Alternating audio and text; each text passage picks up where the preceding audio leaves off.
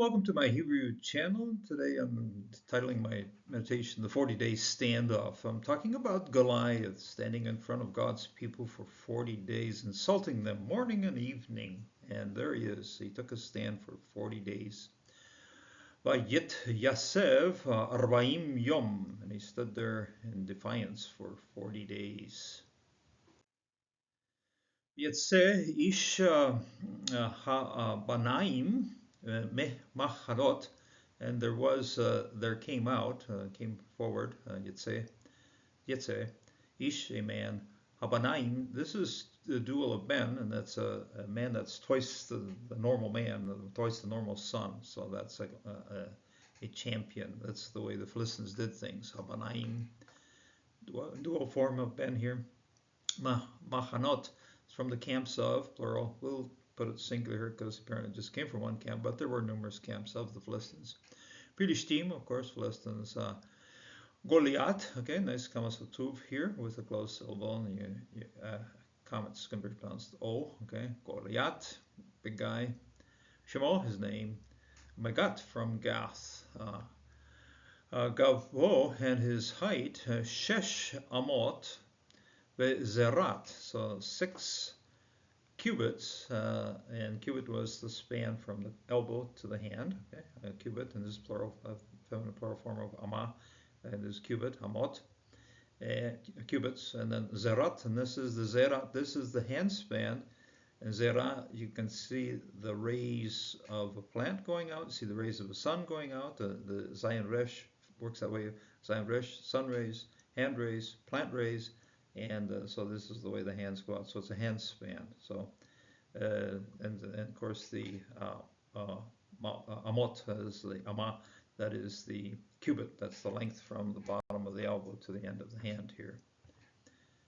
And we noticed here shesh, and shesh is a key word in Hebrew, and it's a defective word. So shesh is the 666 of the Antichrist. So we're seeing some indication of Goliath being identified, or a precursor to the Antichrist. And we also find out that this is a relative of Goliath. This is not the same Goliath, it's a different guy, a relative of his, and a different event, and a different person who carried it out. So, but very, very similar things about the story. Tihi, Od, and it happened again, Milchama, a war, Begat and Gath, Vehi Ish, and there was a man, midah of stature, vesh zavotav, and his fingers, and then these fingers also work for toes. Okay, batav, shesh v'shesh, 6 and 6, ashrim, that's 20, ve'arba, 24. So there were 24 fingers, 24 toes. The same word here carries fingers and toes. So you go shesh v'shesh. So 6 fingers, 6 toes. Ashrim, Vagam Hu, and he also, no doubt, was a descendant of Harfe, of the giants. Okay, Hafarfe, Harpa, okay, Veharpa. He was of the giants, descendant of the giants. This is reflexive form from Yeled, okay, the children or descendants of. And this is the Philistine here, back to Goliath, over at the Elah Valley. V'yagesh ha'Filisti v'Shechem v'ha'erev, and then he was morning and evening. Okay, Shechem, the morning and the evening. So the Philistines came out, drew near. V'hit Yasev, and then he took his stand. He was stood at a prominent spot. Yet Hasev. Arbaim Yom, for 40 days he did this sort of thing each day. 1 Samuel 17, and then of course David comes out to challenge him. David had come late into the game here, but was, hey, who's this guy? Oh, nobody wants to go up. Everybody's scared to face the Philistine. And David said, oh, the Lord has sent me to do this. So, and Vayomer HaFilishti El David, and then the Philistines said to David, Vayomer HaFilishti El David, Hakelev, am I a dog? Hakelev Anochi, I am. Kiata, that you, Ba, would come, Eli, towards me. Be makalot, with sticks, and these are not just normal sticks, these are very thin sticks. Kala is thin or narrow or weak, okay, kala. Bekalot. Bekalal, now say root here, okay? Kaf lamed and kof lamed, here same thing. And the noun here, this one's verb. And then you would go thinly, and you're insultingly, okay? You're reviling, okay? You're going thinly. Incidentally, the Hebrew form for verbs, kal, derives from this one too. It's a thin verb, it's a light verb, okay? Yekalel, okay? And then he reviled, he insulted, took lightly. Yekalel. Philistine, the Philistine did this, and this is the subject then of this action here, the verb, kalal. Et David, towards David, David, of course, direct object marker, receiving the action of being insulted. Be Elohai, with his gods, on the basis of his gods, through his gods, and these are the gods.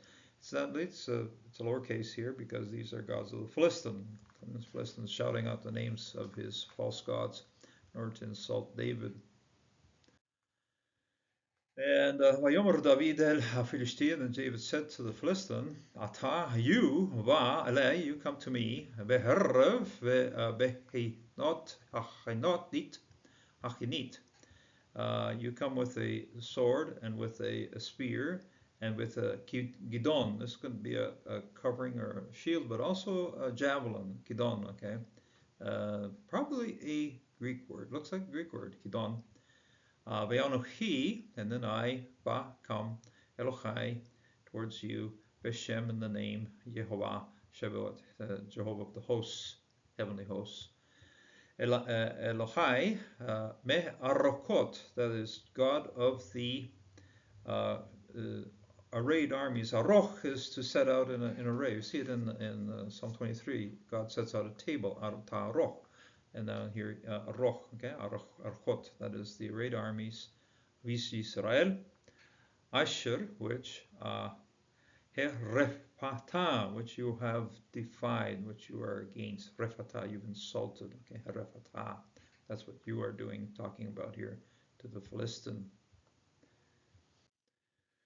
Yadu kol ha-kala. This is a singular noun, but it's collective sense, so that's why the verb here is in plural. Yadu, and it's a testimony, or will know. Yadu, they will know, all of the assembly. This assembly, and incidentally, assembly here, the Philistines standing behind Goliath, and the assembly of the Israelis standing behind David here. All of these people are going to know it. Your people will know. I know. Everybody gathered here. Okay? Kahal is the assembly. Everybody who's called together. Kahal is somebody who's convocated. Ki lo behervu behihanit. That's not through a sword and not through a spear. Yehoshia saves. Okay, causes to save. This is causes a form of Yeshua. Okay, incidentally, Yeshua, Jesus, is the noun form of this verb here. But this is causative form. You will save. It causes to save. Jehovah. Ki leheo, because towards or for Jehovah. Ha milchama is the battle. That's milchama is the battle. This incidentally is, look at the middle here. Lama chet mem lacham. When you're fighting over bread. So take a bread, make a noun, extended noun form of the mem on the front of it, and then put an article in front of it, and then you have a battle, the war, actually. It's a more extensive word. I think the translation battle, but actually war. Same thing. Milchama ve'natan, and will give otehem to you, be'yadanu, and he, that is the action here of Jehovah, will give you into our hand. Lo yecheh lacha Elohim achrim ve'alfenei, and you shall not have, lo yecheh shall not be towards for you, Elohim achrim, gods, other gods, false gods, gods from behind, el fanav, before my face. And this is God speaking to his people here in the Ten Commandments, Exodus 20 verse 3, prohibition of having other gods. Lo tishteve lechem, continuing also Exodus 20 here, for the next two verses down. Lo tishteve lechem velo te'abadem, ki anochi Yehovah Elohecha el kenav. Do not bow down to them, do not serve them. Ki anochi, because I, Jehovah, Elohecha, your God, el kenav, I'm a jealous God. Poget avon is visiting the iniquity, the sin or evil. Poget avon avot of fathers. Albanim to the sons. Al Shiloshim ve'al Ravaim to the third and to the fourth. Now of the sons, okay, so it carries through, and the way we can understand these sons that follow then are generations. So the word generation does not appear in our passage here, but we understand it from how it works or derives from banim here. The sons that come are the generations that come. Okay, arbaim. Le shoneh, those who hate me. Okay, and in iniquity here. In other words, if you follow through with following other gods, then that sign of hatred to Jehovah, and you will suffer the consequences all the way to the third and fourth generation. I've seen that happen. And Deuteronomy 8, verse 19, Vehi ga'im shekwach betishka, and if you ignore et Yehovah, repeating here, shekaf, ignore or forget, or how you say, actively forget, that's shekaf, that would be ignore, et Yehovah, Elohecha, Jehovah your God, v'halakta acharei acharim, if you would walk then behind other gods, acharim, false gods, so aher is behind, false gods who are behind, so this is you would follow after, preposition. This one here is the noun, of course, Elohim, Acharim. This needs to be the plural adjective form of what's happening here. But both of these are based on Acher, okay? Achre, Elohim, Acharim, okay? Very well-known phrase in Hebrew. Ve'avatem, and worship them and serve them. Ve'hishta ve'ta, and then you would bow down to them, lechem, and you would bow down to them. Edoti, and then I solemnly warn you, there's a solemnly give testimony on this, okay? Idoti, bechem, towards, against you, hayom, today, ki avot ta'avodun. This is Abaddon, based on the destroyer, to destroy Abaddon, most certainly in an emphatic nun way at the end here as well. And now in Psalm 86, verses 9 and 10, Kol goim asher ashta yabo, all the nations you have made will come to you. Ve'yishtahavu ve'lifnecha Adonai ve'kabdu le'shemnecha, and then they will bow down before your face, the Lord, and they will glorify your name. Ki gadol hata, because you are great. Ve'aseh filito niflato, you make great things. Ata, you. Elohim levado, you are God alone. And Jesus said to him, begone, Satan. This is from Matthew 4, verse 10, when Jesus confronts Satan. Okay, it is written.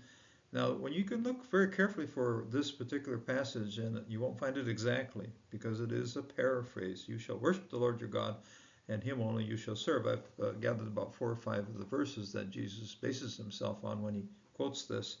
And so the reply of Jesus to Satan has the form of a targum. A targum is an ancient Aramaic paraphrase or interpretation of the Hebrew Bible. Jesus used a range of Old Testament passages, we've covered about 3 or 4 of them, to affirm what he quotes as written. True worship to God and faithful service are key tools for confronting evil. David confronted Goliath by affirming that Jehovah fights for his people. Jesus confronted Satan by calling on worship to the Lord and serving him alone. Returning evil for evil only prolongs the evil. Returning good for evil opens the way for healing. And it can take 40 days to figure that out. Sometimes wonder, oh, this has gone on long enough, and why is it happening? And when we ask those kind of questions and find the answers from the scriptures or from a sermon we hear about it, we learn that sometimes it takes a little while to settle into our soul just what it takes to confront evil in this world. So God strengthen, God bless you until the next time.